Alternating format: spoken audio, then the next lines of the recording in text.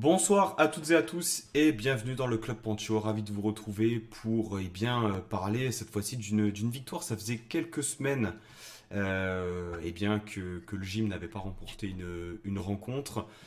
Donc ravi de pouvoir débriefer d'une rencontre. Un peu moins ravi de pouvoir débriefer de la qualité du match, mais ça on y reviendra. Il ne faut pas non plus être trop exigeant, d'autant plus que on va le voir tout à l'heure, mais il va falloir enchaîner assez rapidement puisque demain soir nous avons un rendez-vous très important pour débriefer de ce match Nice-Lorient. J'ai le plaisir d'accueillir deux nouveaux supporters niçois qui font leur toute première dans l'émission. On va commencer par Simon. Salut Simon, comment vas-tu? Salut Pancho, bah écoute, je vais très bien. Après une victoire, ça va toujours un peu mieux que quand on gagne pas. Ouais, ça je te le fais pas dire. Il sera accompagné donc par Maxime. Salut Maxime, comment vas-tu? Salut, ça va très bien et toi? Eh ben écoute, très bien, très très bien. Pour nous accompagner aussi, vous l'avez reconnu, il était là également au match aller, c'est lui qui nous avait braqué, qui avait fait un véritable braquage au moustoir, on se rappelle de ce match, les gars.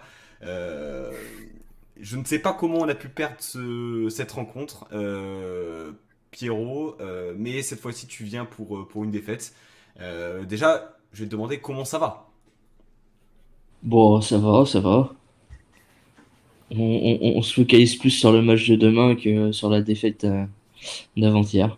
Ah, effectivement, demain soir, on en reparlera, mais en haut, il y a des rendez-vous et des matchs extrêmement importants, mais en bas aussi, il y aura des affiches extrêmement intéressantes à suivre. Petit rappel déjà du score, hein, victoire donc de l'OGC Nice, 2 buts à 1, avec un doublé donc de Andy Delors. On y reviendra un peu, hein, on dirait que c'est un peu le joueur qui prend un peu ses responsabilités et qui tient un peu d'une main de maître l'attaque niçoise.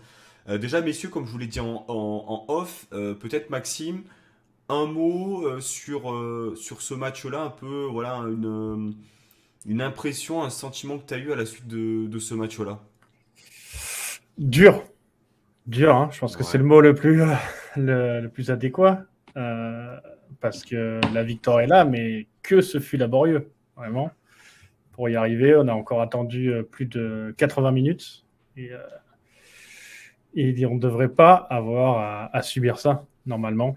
Quand on vise les places européennes et notamment la Champions League, on devrait arriver à se mettre plus à l'aise plus rapidement. Ok, donc dur pour Maxime. Simon, quel mot tu souhaiterais mettre en Euh, avant pour cette rencontre? alors moi, j'ai plutôt envie de dire soulagement, parce que je crois beaucoup en fait aux dynamiques dans le sport et particulièrement dans le foot. Et si on prend un peu les dynamiques des deux équipes, bah, on peut voir que c'était plutôt Lorient qui, si on enlève un peu la claque qu'ils ont pris au Parc des Princes, restait sur de belles performances. Je crois ils avaient été gagnés à Clermont avant de faire un nul contre Strasbourg et de retourner le match contre Saint-Étienne, là où nous, on avait réussi à perdre un match à Lens qui, pour moi, aurait dû être plié à la mi-temps. On avait eu du mal. On n'avait pas réussi à battre Rennes, alors que je trouve qu'on aurait dû aussi. Du coup, j'étais un petit peu inquiet par rapport à la dynamique des deux équipes et je trouve que pour lancer le sprint final, peu importe la manière, en fait, il fallait qu'on réussisse à prendre les 3 points. Alors effectivement, ça n'a pas été incroyable dans le jeu, mais on n'a jamais vraiment réussi à être incroyable contre les équipes supposées de deuxième partie de tableau. Donc ouais, je suis soulagé qu'on ait réussi à prendre les 3 points parce que pour moi, il y a vraiment que ça qui comptait, quoi. On a on a du soulagement, on a de la difficulté du côté de Maxime et du côté de Pierre, donc supporter l'orienté, qu'est-ce qu'on a comme feeling? Un peu frustrant du coup. Frustrant. Alors pourquoi frustrant? Frustrant parce que tu prends un but en fin de match où pour nous tu dois blinder.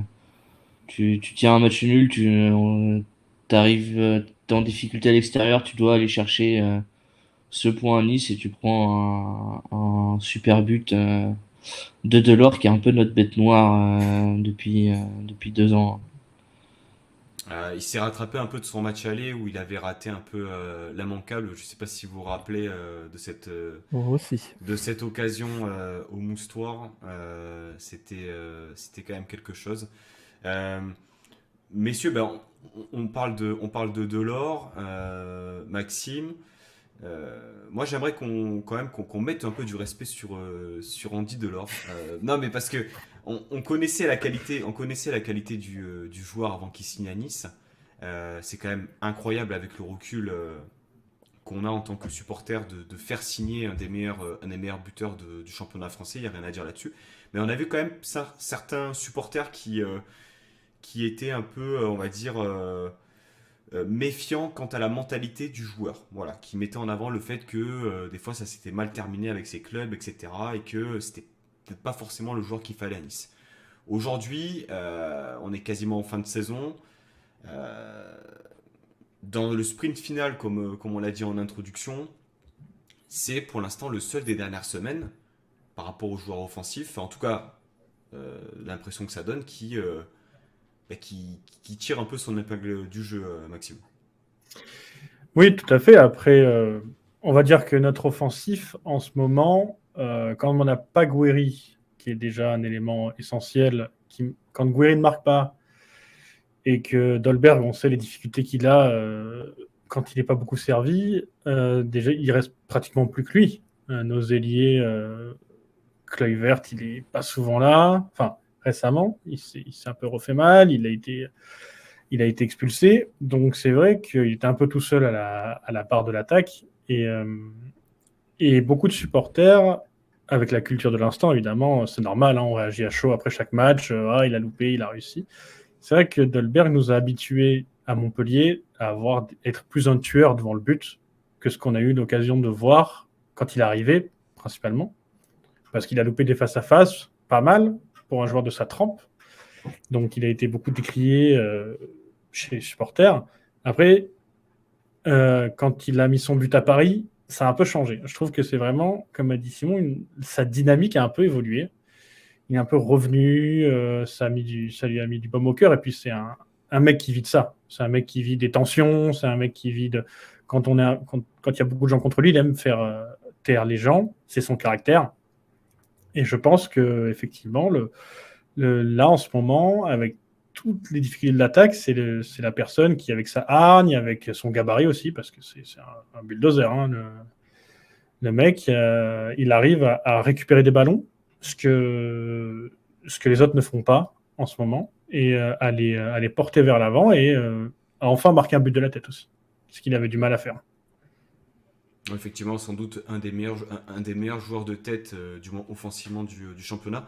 Ton avis, Simon, sur le match de Delors, on va dire plus globalement, sa saison à Nice aujourd'hui, sans les buts de Delors, hein. Enfin, moi, j'ai en mémoire, bien sûr, le but qu'il met contre le PSG, j'ai son doublé en tête qu'il met à Angers. Là, il met un doublé extrêmement important contre Lorient. Aujourd'hui, il rapporte des points et c'est un peu ce qu'on attend d'un attaquant, Simon. Alors moi, je t'avoue qu'effectivement, quand j'ai su que Delors allait signer à Nice, je me suis posé la question, non pas tant de ce qu'allait jouer, ce qu'allait apporter le joueur, parce que c'est sûr que sur son niveau intrinsèque, on sait qu'il est bon, mais je me suis demandé si c'était le joueur qui avait besoin de Nice pour vraiment, tu sais, passer un petit peu un cap Mm. sur le plan offensif. Et du coup, la comparaison est facile parce que du coup, il jouait avec Laborde en pointe à Montpellier, mais moi, j'avais vraiment l'impression que si tu voulais vraiment passer un cap, c'était plutôt vers Laborde qu'il fallait se pencher plutôt que Delors. Et je reviens vraiment sur ça parce qu'au final, peu importe la saison de la Borde arrête, au final, je trouve que Delors, ça a été le mec qui finalement est arrivé, à mon sens, troisième attaquant, derrière Delors et Goury. Et le seul qui a été constant toute la saison, à la 32e journée, c'est lui. Le seul qui n'a pas eu de trou, finalement, Dolberg, il a très bien commencé, depuis il a un peu disparu des radars.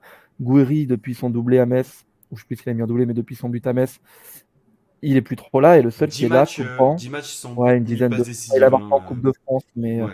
en Ligue 1, c'est un truc comme ça. Et en fait, le seul qui finalement est là, le seul qui répond présent, le seul qui n'a pas, entre guillemets, le pied qui tremble, celui qui va te mettre le péno, qui va mettre son plat du pied face à Paris, qui va mettre le doublé pour t'offrir 3 points, c'est Delors. Et du coup, j'avais pas de doute sur sa mentalité ou quoi. Je me demandais simplement si c'est le mec qu'il fallait au club. Et en fait, c'est clair que c'est un mec comme ça qu'il faut, notamment quand tu as un mec comme Gouiri qui débute en Ligue 1. Finalement, parce qu'on a l'impression qu'il l'a depuis longtemps, Gouiri, mais ça fait que 2 saisons finalement qu'il joue pro. Enfin, une saison, ouais, il va finir la 2e saison. Et en fait, t'appuyer sur un mec comme Delors, ben, c'est vraiment le choix qu'il fallait faire. Et je pense que ça, tu vois, Galtier enfin, le savait évidemment, tu vois. Et donc oui, moi aujourd'hui, je pense que si on en est là, c'est vraiment en grande partie grâce à lui, quoi. Et puis il apporte aussi cette dimension un peu expérience, hein. Tu parlais de Gouiri, Exactement, ouais. c'est un mec en plus de ça qui a ce leadership. Je pense que c'est peut-être le joueur qui est le plus Galtier compatible par rapport à la mentalité du coach. Donc très sincèrement, sur ce match-là, il met son penalty, il met la tête là où il faut. Puis Et c'est puis, lui qui se crée toutes les occasions, quoi. Enfin, le seul qui a des vraies occasions, enfin, c'est lui, quoi. hum, hum. C'est lui qui remet à Dolberg, c'est lui qui. Enfin, il est partout, quoi. Et c'est souvent le cas. Et tu sais, quand je me souviens, tu sais, de ce penalty qu'il marque contre Lyon quand il égalise à 2-2, Mm. ben, moi, j'ai vu Delors s'avancer, je dis, bon, bah, ok, 95% du temps, il y a but, quoi. Alors que si c'est Gouiri, Dolberg, bah, C'est surtout que t'as moins ce. c'était une période, ça intervenait une période où on avait des soucis avec les tireurs de pénalty, notamment Gouiri qui avait loupé Exactement, ouais. à Lorient, si je dis pas de bêtises, qui avait loupé également contre Monaco à domicile. Effectivement, il apporte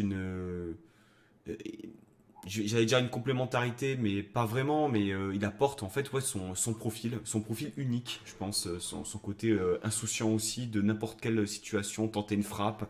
Ça peut passer 15 Ouais. mètres au-dessus, ça peut rentrer dans la lucarne, on ne sait pas, mais en tout cas, c'est tenté et ça, on ne peut pas lui enlever. Euh, Il a failli embarquer un comme ça d'ailleurs, le 3e, hein. Il jongle dans la surface, hein. Oui, quand il fait contrer, ouais, sur la fin. 3e à Lorient, la passe du torse de Dolberg, il la Oui, tout à fait. contrôle et il la frappe et elle est contrée. ouais. Mais encore une fois, il a failli nous mettre un but. Reprise de volée, dos au cage. Enfin, il Sans, aurait tenté au moins. Tu Il parles, tu aurait parles sans, du il y tenté. match a- aller, Maxime? Non, non, je parle Non, non, là, de ce match. ouais, à la fin, et la toute À la dernière toute action, fin. il y a un Ah long ouais, je ballon pense sur Dolberg à la qui toute fin, remet. j'étais plus tout à fait lucide Ouais. après la qualité du match, les gars. Je m'en excuse. Non, mais il fait vraiment l'enchaînement qu'il faut aussi. Il est contré par un Ouais, joueur Lorientais au il est dernier Ouais. contré. moment. Mais Moi, sinon, ça fait 3 je pense. j'ai surtout en tête la déviation qu'il met à Dolberg. Et Dolberg, alors je pense qu'il a peut-être peur du contact à ce moment-là, mais Mhm. il a une C'est toute la situation de but. différence entre les deux, en fait. Ouais, en fait, il est à 5-6 mètres. C'est pas. Enfin, après, bon, on va pas refaire le débat Dolberg, c'est pas le but. Il a joué Non. 20-25 minutes sur ce match-là. Mais Oui, oui. putain, vas-y, quoi, arrache tout. Tu prends la Bah, jambe du défenseur, tu y vas, quoi. Il faut y aller, là. là où Delors aurait. Je pense que Delors marque Delors, cette ouais. occasion. C'est Ah ben, sûr. déjà, C'est sûr. il cadre au moins, quoi. Même sans ça, en fait, Dolberg, il cadre pas, tu le vois, parce qu'en fait, il a un temps d'hésitation infime. Il se dit, ah, mais est-ce que je vais l'avoir? Je vais pas l'avoir. Ah ouais, je vais peut-être l'avoir, j'y vais. Et il tire au-dessus. Alors que Delors, il prend, il fait, ok, je m'en fous si je l'ai ou pas, j'essaie de frapper. Et ça fait la différence. La différence. Delors aussi, il y a la jambe d'un mec devant. Exactement. Il emporte la jambe avec. Hein. C'est pas grave, tant pis. Hein. Pierrot, on a parlé de Delors. Quel avis tu as, toi, sur la prestation globale de l'équipe, autant défensivement qu'offensivement? On a parlé voilà, des nombreux absents qu'il y avait du côté de Lorient. Euh, Tu parlais de frustration. Euh, est-ce que tu penses que Lorient enfin, aurait pu mieux faire sans doute, mais et défensivement, ouais, comment tu as trouvé le match globalement de ton équipe en fait? Euh, Première, allez, on va dire première mi-temps, c'est un peu du Lorient, de ce qu'on fait depuis un mois et demi. C'est-à-dire, on défend, on fait que défendre et on attend, on voit ce qui se passe et on essaye un peu d'emmerder l'adversaire, ce qui, je trouve, a très bien fonctionné les 30 premières minutes. Et après, la tactique, c'est de se réveiller un peu en deuxième et d'essayer de mettre vraiment le coup de collier vers la 70e, là, au moment où on était vraiment plus que bien.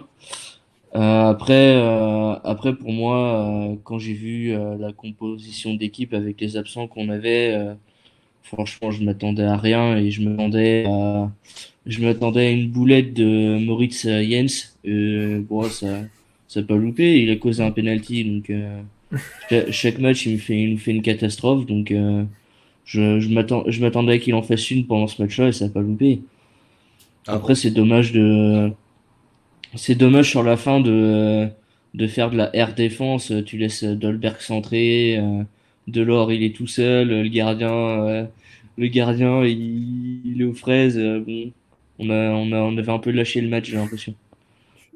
Tu penses que c'était voulu de la part de Pélissier, justement, de rester vraiment dans ce style-là et puis de vraiment, au fur et à mesure du match, essayer finalement d'aller chercher une victoire? Ouais, parce que ça a fonctionné contre Clermont, ça a fonctionné contre Brest, ça a failli fonctionner contre Strasbourg. On a eu pas mal d'occasions sur la fin de match pour l'emporter. Euh, bon, ça a pas plus fonctionné que ça contre Saint-Étienne, mais le fait de prendre 2-0 d'entrée, bah du coup tu te libères, mais à l'extérieur c'est vachement c'est un peu on n'avait pas gagné depuis avant le match de Brest et clairement on n'avait pas gagné depuis 1 an et demi à l'extérieur quand même. On a battu le record en Ligue 1 de non-victoire à l'extérieur, la plus longue série. Donc tu sais très bien que tu vas pas aller chercher des victoires comme ça chez des clubs comme Nice qui jouent le haut de tableau. Donc tu te contentes d'aller chercher un 0-0 ou un match nul comme on avait fait à Monaco, quoi. Franchement, Je suis pas d'accord avec ça, ouais. la période où Lorient nous a mis le but, on aurait pu s'en prendre 3 en 10 minutes, c'était pareil. Hein, vraiment, effectivement, Je suis d'accord. t'avais l'impression que la tendance était en train de s'inverser. Déjà, Nice il a jouait plus. considérablement baissé le bloc, baissé l'intensité du pressing et s'est arrêté de jouer après l'ouverture du score. Il y a eu cette égalisation. Alors, faudra parler de l'intensité défensive et de la naïveté de Calvin Stengs sur l'action Ouais, parce qu'il tombe comme si toujours. il venait de se faire breaker sur un cross de Kyrie Irving. Alors que, bon, je veux dire, on se calme, mais c'était incroyable. Il est tombé Ah oui, il est tombé il est vraiment. tombé Oui. comme un plot. Le gars, c'est incroyable. Même les commentateurs, ils ont rigolé. Ouais, mais bon, en fait, de loin, t'as l'impression que c'est Todibo qui se fait enfumer. Je me dis, non, quand même pas Todibo, tu vois. Mm. Et c'est rassurant de se dire que c'est quand même Stanks qui tombe. Qui tombe Déjà, il est revenu. Il est revenu. Déjà. Mais bon. Oui, ça passe à la grand chose. Mais... Calvin nous a fait une Jérôme Boateng. C'est exactement ça. Il nous a fait clairement une Jérôme Boateng. Et puis, t'as quand même quelques minutes, une petite vraiment. dizaine de minutes, Ouais. où c'est le moment où Mofi met son but hors jeu, où tu dis, oula, attends, Oh là, ouais, là, tu vas t'en prendre. t'avais le match en main sans te créer énormément d'occasions. Tu le perds, tu es quasiment en train de le perdre assez facilement et trop facilement. Donc, Ouais. il y a eu un relâchement indéniable, Il je pense.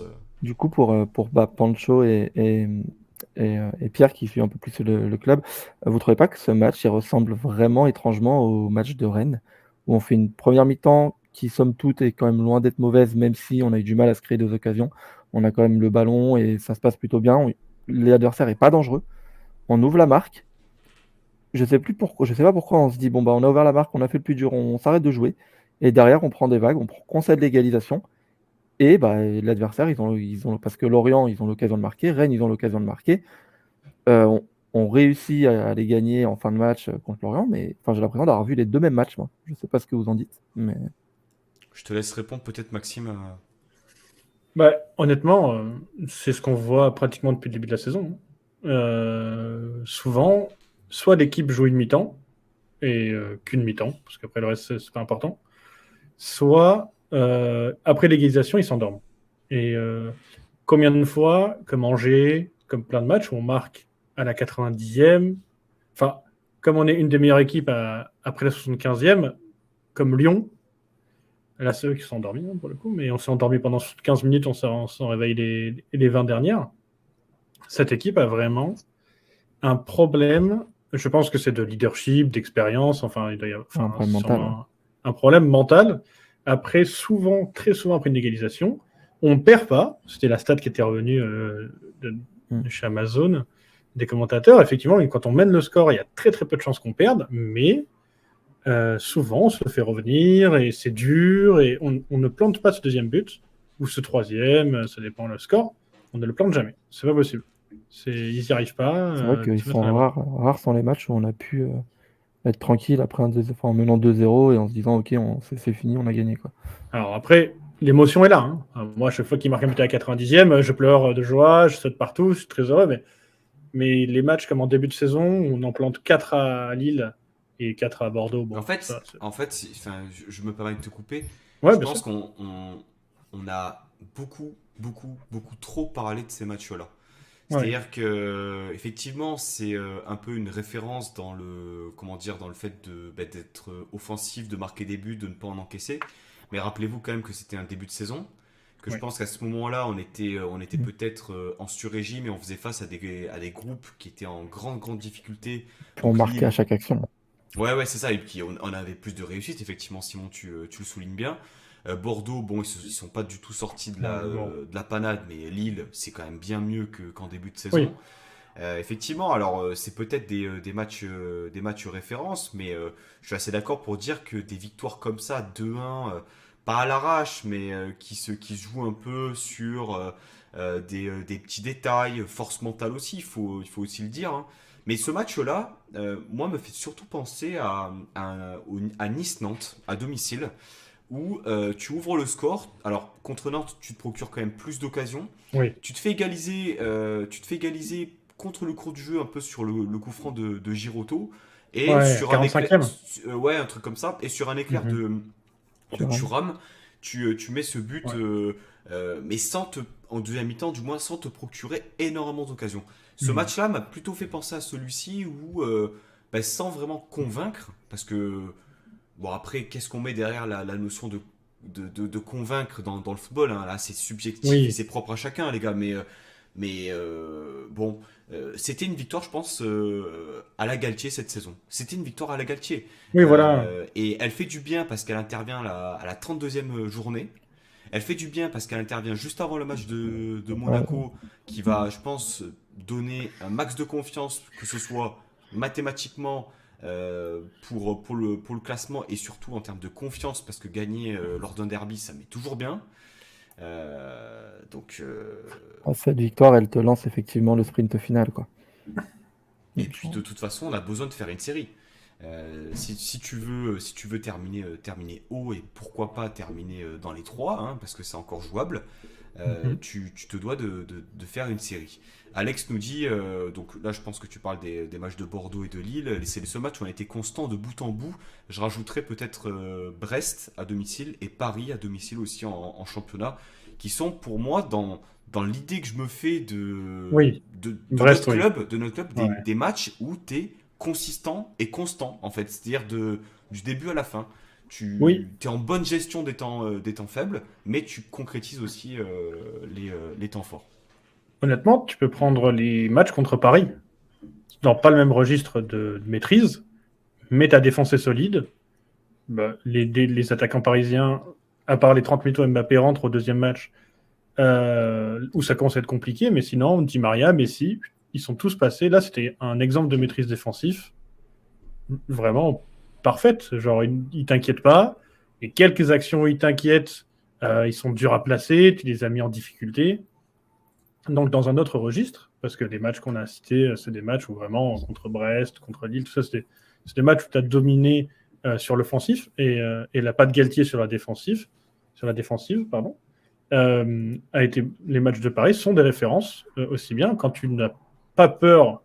Alors, c'est dur de marquer, c'est vrai, mais quand tu n'as pas peur de prendre ce but, parce que vraiment, tu t'inquiètes pas tellement. Hein. Bon, tu peux toujours dire Messi, évidemment, ça peut être contre nous, il fait son Messi et c'est fini.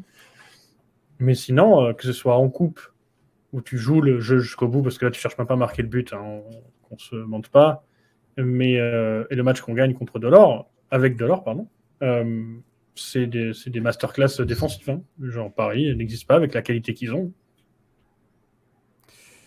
Il y a Alex qui nous précise aussi qu'on est la seule équipe du top 4 à avoir gagné ce week-end, alors hors Paris bien sûr, mais effectivement, il faut aussi le préciser, les gars, Simon, que Strasbourg fait nul à 3, Rennes perd à domicile contre Monaco, et Nice l'emporte. Marseille perd contre Paris. Mais au-delà de parler de la consistance du match et du contenu, là, pour le coup, c'est une vraie belle opération aussi dans Ouais. l'optique d'aller le plus haut possible, Simon. Ah bah, tout à fait. De toute façon, c'est ce que je disais en préambule, c'était pour moi le match qui te permet en fait de te relancer avant, en fait, après les 3-4 matchs qu'on venait de vivre, pour vraiment, enfin, tu reçois Lorient. C'est un match, si tu veux jouer le top 5, le top 3, si tu veux jouer l'Europe, tu dois de l'emporter. Et c'était vraiment, peu importe la manière, il fallait gagner ce match. On a réussi à le gagner. On n'a pas convaincu. Maintenant, on va aller jouer Monaco. Derrière, on va avoir 3 matchs abordables, entre guillemets. Je crois qu'on va jouer 3 Bordeaux et Saint-Etienne. 3 Saint-Etienne et Bordeaux, je ne sais pas dans quel ordre. Mais voilà, enfin, pour moi, oui, il fallait gagner ce match. Ça te lance le sprint final. Et maintenant, demain, il va falloir aller jouer un des matchs les plus importants de la saison, en championnat au moins. Et au même titre que Lorient, demain, on va jouer un match très important pour son maintien. Enfin, là, vraiment, on est dans le sprint final, dans la dernière ligne droite. Et ben, c'est maintenant qu'on va voir si on a vraiment les épaules pour aller chercher quelque chose, quoi. Le fait que tout le monde est perdu derrière, ça te donne la confiance. Tu te dis, ah bah tiens, Strasbourg aussi peut caler, Rennes peut caler, Marseille peut caler. Ok, on donne tout et on en est là où on en est, quoi. Puis surtout, ça te fait prendre conscience aussi qu'aucun match n'est C'est simple. simple. C'est-à-dire que tu joues comme tu vas jouer un 3, tu vas jouer un Lorient, tu vas jouer un Bordeaux par exemple. Euh, En ce moment, Bordeaux, ouais, c'est mais, simple pour beaucoup ouais, de mais monde. Bordeaux, Mais- ouais, mais Bordeaux, certes, c'est catastrophique en ce moment. Peut-être que Ah dans ouais, leur tête, vraiment, ils c'est. sont déjà en Ligue 2, mais en même temps, mathématiquement, Oui, c'est pas encore terminé. Donc oui, à je suis tout d'accord. moment, ils peuvent faire 3-4 matchs sortis derrière les fagots, un peu comme l'avait fait le Nantes de Comboiré l'année dernière. C'était l'année dernière? Oui, c'était l'année dernière sans doute. Ouais. En milieu de Euh, saison, je crois. Il est Tu te arrivé contre dis, Bordeaux, putain, non? ils enchaînent. Bon, là, ils avaient enchaîné des super bons résultats, hein. Mais bon, ce n'est jamais fini. Ce n'est jamais C'est fini. le, c'est le principe des dynamiques, quoi, effectivement. Si on joue Bordeaux qui vient d'enchaîner 3 victoires, ça va pas être la même tarte Oui. que si on joue Bordeaux qui a pris trois branlées au même titre. Enfin, c'est pour ça que Enfin, tous les Bordeaux, matchs. c'est quand même une équipe Ouais, qui a 75 buts pris ouais, cette ils ont saison, quand pris. même. C'est Alors, nous, on est incroyable, ouais. capable de perdre contre Bordeaux. Mais je veux dire. Bah, Ils nous en voudraient les merlus, la Oh, limite. Ouais, quand même pas. Tu sais mal ne connaître le GC sous-estime Nice, pas notre Max. Ouais, capacité, je te hein. promets. bah, surtout que, bon, Pierrot, tu le sais peut-être pas, mais il y a une spécificité quand même à Nice depuis quelques années qui nous colle à la peau.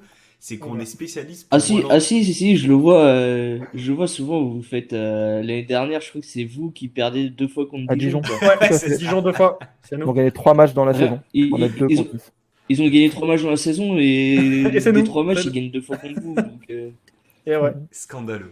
C'est pour ça, ne pense pas qu'on va battre Bordeaux 3 et Saint-Etienne aussi C'est facilement. ça. Il faut pas trop se reposer sur le GC Nice dans ces situations-là parce que il peut y avoir quelques petites dingueries qui. Par contre, on est tout à fait capable d'aller en coller 3 à Monaco, par contre, hein. Ah, Ah mais oui, C'est complètement. même 4, hein. vraiment, Ah, Même 4. complètement. Là-dessus, c'est d'ailleurs, vraiment, en parlant de Monaco, 4 victoires sur les 5 derniers matchs, si je ne dis Ouais. pas de bêtises. Alors peut-être toutes compétitions confondues à vérifier. Quoique non, ils n'ont plus d'Europe, mais possible que ce soit 4 victoires consécutives en championnat. On y reviendra peut-être un peu plus tard dans l'émission, les gars, si vous le voulez bien. Moi, j'aimerais aborder avec vous un sujet par rapport aux déclarations dans la presse de Galtier avant le match. On a eu donc avant le match de Lens déjà des déclarations qui allaient dans le sens de l'alignement, on va dire, des joueurs offensifs, hein, Gouiri à gauche, Dolberg Delors. Il nous a dit et redit même avant Lorient qu'il ferait jouer les 4 fantastiques. Alors je mets des guillemets parce que pour l'instant fantastique, C'est pas. il Ouais. y a rien de bien fantastique, mais voilà, aligné, Gouiri à gauche, Dolberg Delors devant et Kluivert à droite. Il a redonné sa confiance à ces joueurs-là, du moins dans ce qu'il avait dit à la presse avant le match de Lorient. Et dans la composition, on s'est aperçu que Kluivert avait démarré à gauche, Stengs avait démarré à droite, et Gouiri Delors était aligné en pointe. Euh, alors là, peut-être plus Maxime ou Simon, mais moi, est-ce que c'est du bluff ou vraiment il y a une volonté de redistribuer un peu les cartes ou oui, bégaye complet Galtier en ce moment. Bah, du coup, moi, je sais pas trop, je comprends pas trop Galtier aussi ces derniers temps. Bon, c'est sûr qu'il a plus de. Enfin, il sait beaucoup mieux gérer que nous, mais ce qui m'interpelle, moi, surtout, c'est qu'on avait, je pense, trouvé un équilibre assez, comment dire, enfin, assez stable avec un Kluivert à gauche, une pointe Gouiri Delors ou Gouiri Dolberg et un Hicham Boudaoui à droite. Et je trouve que c'était le système dans lequel tu rajoutais les deux Rosario Lemina là au milieu, et c'était le système dans lequel on était le plus solide, où on se créait des occasions. C'est dans ce système-là d'ailleurs qu'on a fait nos meilleurs matchs.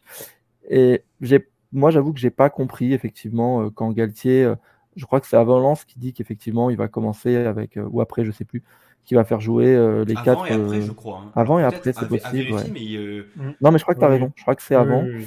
Moi, je comprends pas ça parce que il a cherché à mettre Thuram à gauche un moment, ça avait bien fonctionné contre Marseille avec Kluivert à droite. Puis on a revu Stengs, on a un peu moins vu Boudaoui. Puis Kluivert, il a alterné une fois à gauche, une fois à droite. Je pense qu'il tâtonne vraiment devant. Et alors, c'est difficile à dire, on est à la 32e journée, mais je pense qu'il a toujours pas trouvé la bonne solution. alors Maxime, toi peut-être un avis sur la question. Ben, l'avantage de Galtier, ce qu'on sait, en tout cas ce qu'on entend parler depuis qu'il est entraîneur, c'est sa capacité de management d'homme. On sait qu'il est près de ses joueurs, il arrive à avoir une relation. Donc souvent avec Galtier, je pense que c'est des entraîneurs, ça passe ou ça casse, hein, honnêtement.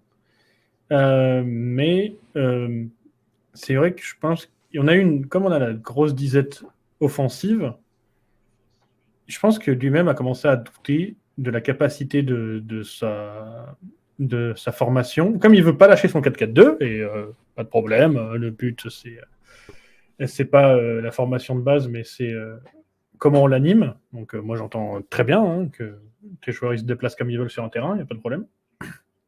Mais c'est vrai qu'avec Boudaoui à droite, ou à gauche, pardon, à droite et Kluivert à gauche, ouais.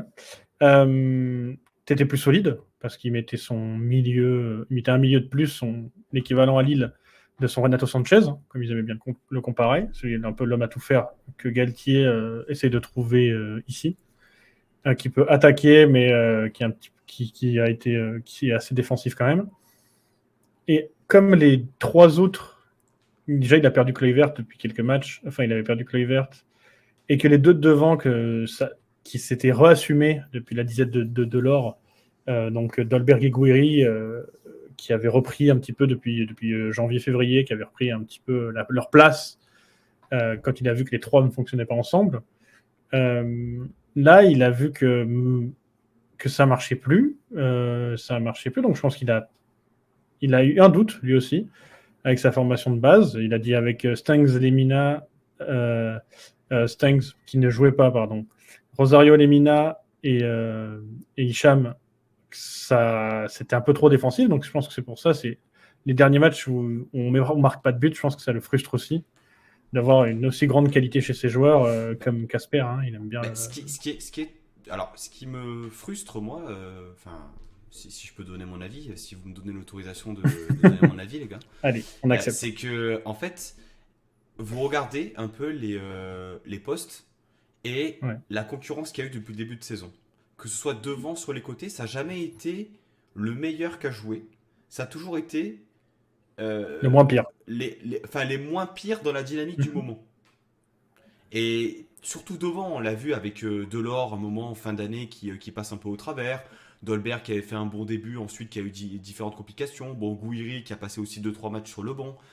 Et c'est ça, je trouve, qui est un peu frustrant. C'est-à-dire que, un mec comme Lotomba, par exemple, limite, je pense que ça joue dans la psychologie un peu du joueur de se dire que il n'y a pas forcément besoin de se donner à 150% à l'entraînement parce que derrière, je sais que Attal va se péter toutes les 3 semaines, par exemple.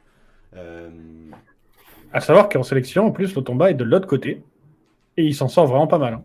Il fait des très bonnes perfs de l'autre côté. Alors, ce sera un autre débat, mais je pense que d'ailleurs, cette polyvalence-là va lui permettre peut-être on va dire, de rester à Nice dans un rôle un peu plus de numéro, on va dire numéro 2, que ce soit à droite ou à gauche.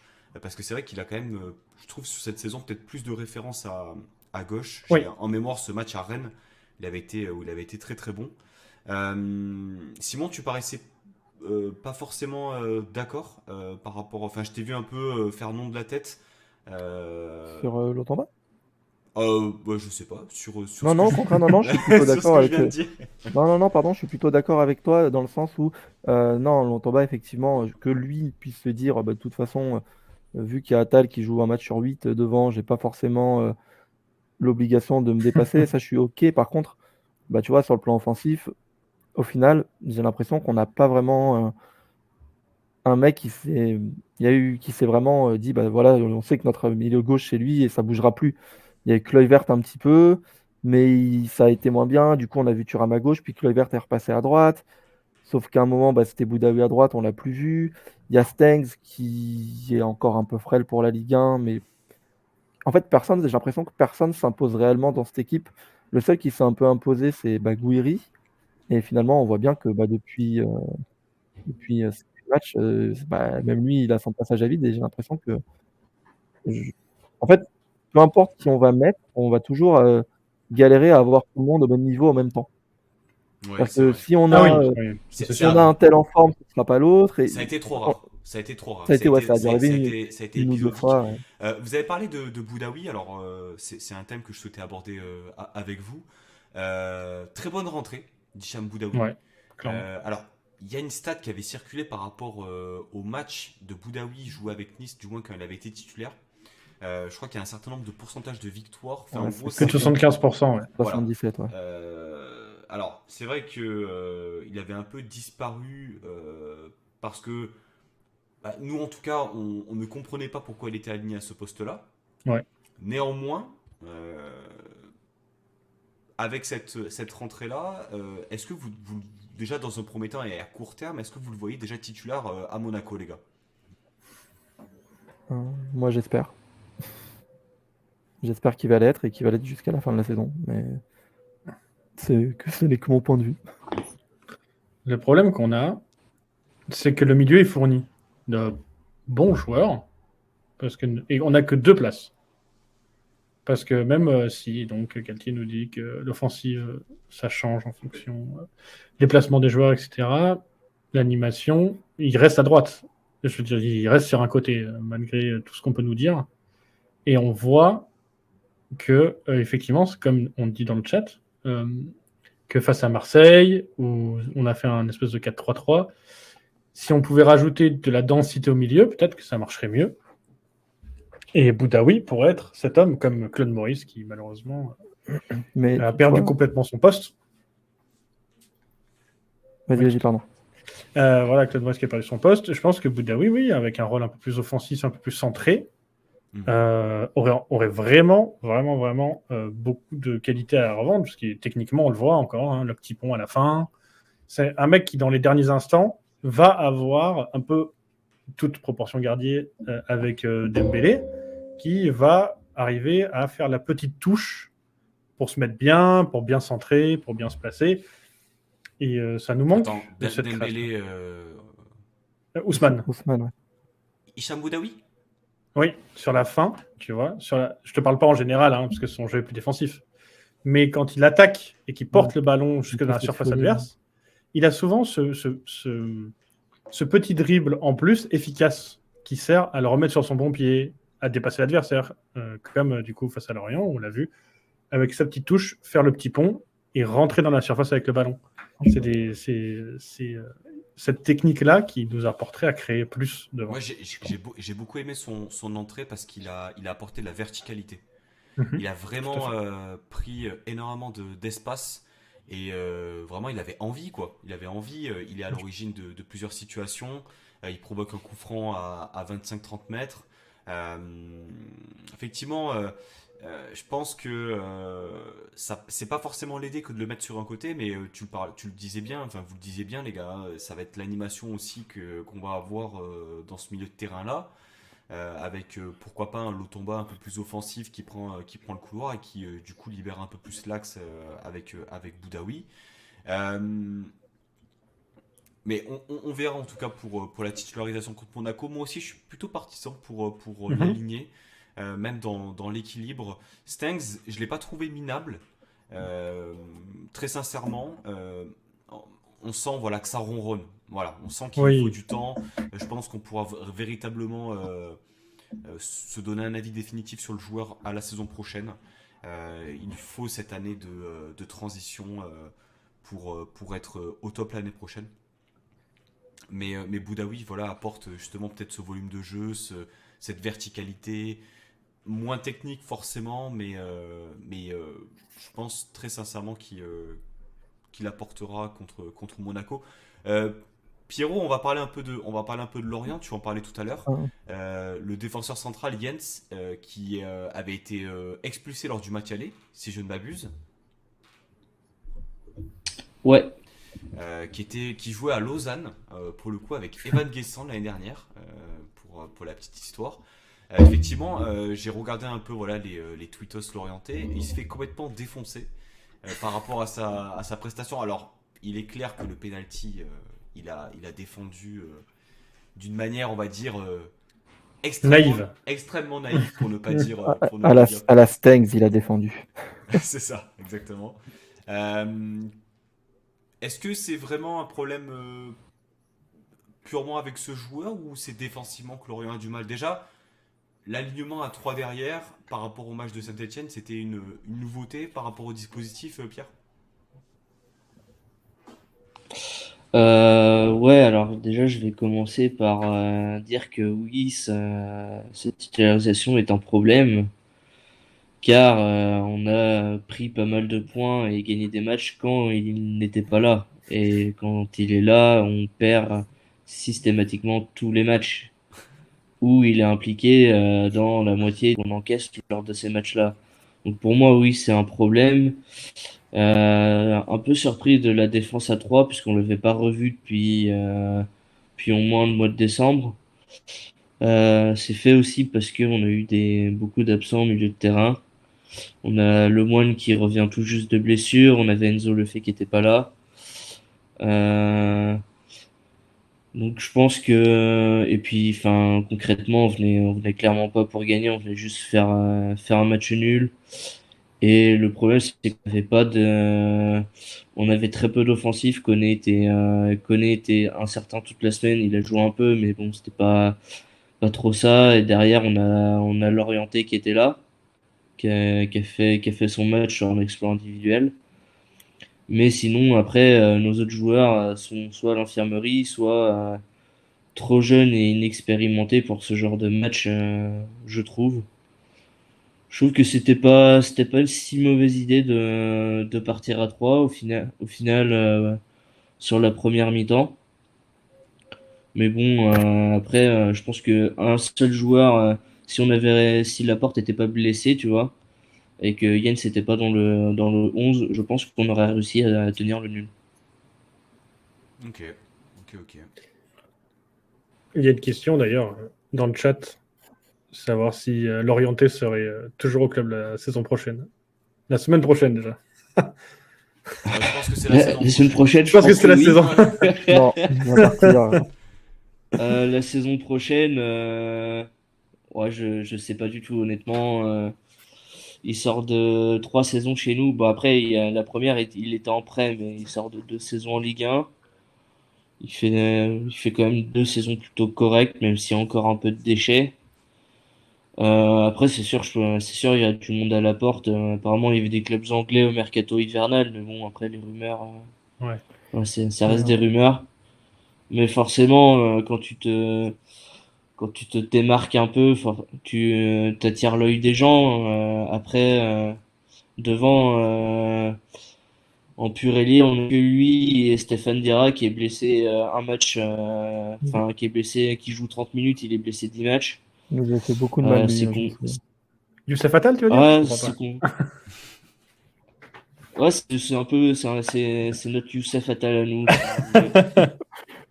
Vous avez aussi Sauf, un sauf que nous, sauf que nous, il arrive pas à enchaîner plus de 20 minutes sans se blesser, donc c'est compliqué. vous Et, avez aussi, euh, et du coup, ça veut dire que t'as personne sur les côtés quasiment. Donc, Ouais. si on recrute vraiment cet été à ces postes-là, oui, il partira. Sinon, il va pas partir et on va le blinder, quoi. Et est-ce que, excuse-moi, hein, je pose une question, mais est-ce Vas-y. que Lorient a besoin de vendre l'orienté niveau finance? Ouais, ouais, S'il y a des clubs l'année anglais, hein, dernière, évidemment, hein, s'il y a une bonne offre. l'année dernière, on a quand même dépensé 16 millions sur deux attaquants, Mofi et Gerbic. Gerbic qui est parti en prêt à vitesse où il est complètement fantomatique. Donc ça a un peu plombé les finances avec Mediapro, tout ça, ils ont pas anticipé le truc. Et forcément, enfin, l'été dernier, on a fait un petit recrutement de 2 joueurs et le recrutement s'est avéré foireux. Pour te dire, le mec qui est titulaire en défense centrale, on a été le récupérer en N2 à Andrézieux. C'est Donc Petro. ça te montre Léo Petro. Moi, je trouve que c'est un excellent joueur. Je sais pas ce que vous en pensez de votre côté. Je l'avais vu contre Strasbourg, je crois. Il me semble que c'était contre lui. Il avait fait un Ah oui, super match. il avait Et, tenu à et Jorg même, ouais, et c'est ça, hein. Gamero. Et À même bout de bras. hier, Enfin moi, je l'ai trouvé très bon. Enfin, hier, dimanche. c'est un joueur que tu vas le chercher pour ta N2, donc qui est pas du tout prévu pour la Ligue 1 et au final le gars se retrouve titulaire la moitié du temps en Ligue 1 parce que les autres trucs que t'as fait, que t'as dépensé beaucoup d'argent sont zéro, donc à partir de là c'est compliqué et après ouais je pense que si on se maintient il va y avoir du monde à partir. Je pense que Bergel il est quand même assez courtisé. Enzo le fait. Euh, Ça le fait, ouais. Enzo le fait. Derrière, Kevin Moffi, Laporte peut-être. fait quand même une bonne saison et devant Mofi revient bien dernièrement et Koné, bon, on l'a recruté cet hiver, mais s'il continue à planter aussi souvent qu'il l'a fait dernièrement jusqu'à la fin de saison, ça peut partir aussi, hein. Il y a, dans le chat, on vous offre du bois, si tu veux. Non, même Toko Ouais, Ekambi et non. Kadewere en plus. Je crois que c'est un supporter lyonnais qui, Un supporter lyonnais, qui ouais. essaie de refourguer un peu C'est fin de série. Après, avis perso, Toko Ekambi, je le prends, hein. Ah Mais ouais. Ah oui, bah à c'est. Lorient, tu Ah, m'étonnes. Toko Ekambi, Oh, moi, je le prends à Nice, hein, je Toko prends aussi. Ekambi. Hein, je prends aussi. Oui, je trouve plutôt Avec pas ce mal qu'on a, Toko Alors, Ekambi, hein. Pierrot, Frère Franchement, Dolberg Coco, tu descends un peu quand même. Pierrot, est-ce que t'es confiant pour la fin de saison? je suis toujours assez optimiste sur Lorient. Moi, on a toutes les cartes en main. Franchement, si on est barragiste ou qu'on se maintient pas, c'est entièrement de notre faute. Et là, c'est vraiment qu'on mérite de descendre. Quand il te reste 3 adversaires indirects, Metz, Bordeaux et 3 à jouer, et que il reste 6 matchs, c'est ça? Et que Ouais. sur C'est les ça, ouais. 4 derniers matchs, tu reçois quand même 3 fois. Le calendrier est quand même assez bien fait pour nous sur cette fin de saison. Il nous reste un déplacement un peu chiant à Rennes. Ça va être compliqué et la réception Et de Marseille, Marseille qui peut être compliqué, mais Reims, quand on va les jouer, ils ont quasiment plus rien à jouer. Et Bordeaux 3, tu dois les plier. Metz, demain, tu dois faire le même match que contre Saint-Etienne où t'as pas le choix de gagner. Je pense qu'on va avoir il va avoir les jambes qui tremblent demain, je pense pendant les 20-30 premières minutes et après ça ira tout seul.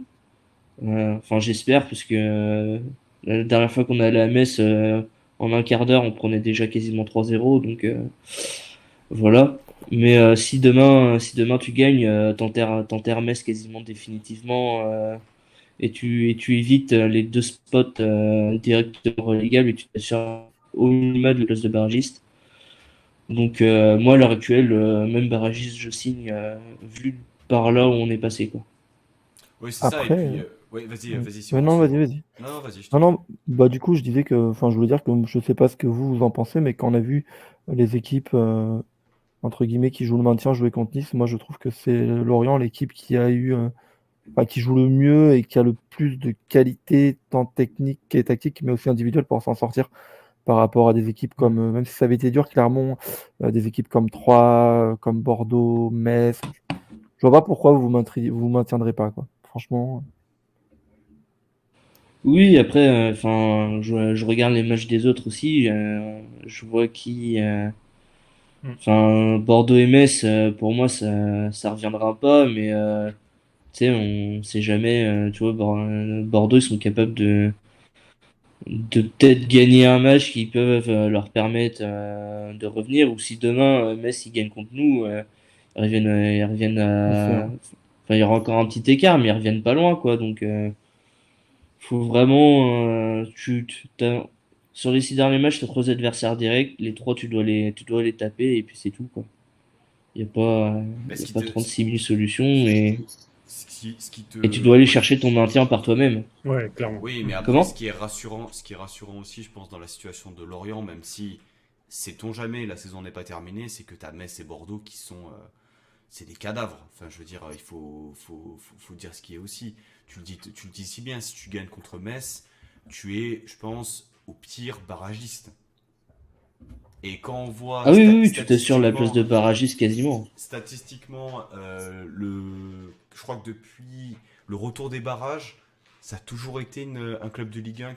qui a remporté les barrages. Alors, ça reste des stats, Oui, ça reste mais stat. on sait que enfin, l'équipe de Ligue 1 a plus de chances de rester en Ligue 1 plutôt que descendre en Ligue 2 lorsqu'ils se retrouvent pardon, dans ce cas de figure.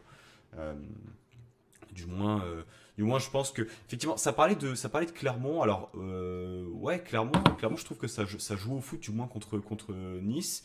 Ouais, 3 ça joue au foot, aussi à ouais. l'aller, les gars. Je sais pas si vous vous rappelez, mais 3 ils nous font un peu la misère sur Ouais. bien 70-80 minutes de jeu. Comme beaucoup, j'ai envie de te dire. Bah, regarde, Metz, ils sont venus gagner à l'Alliance, hein.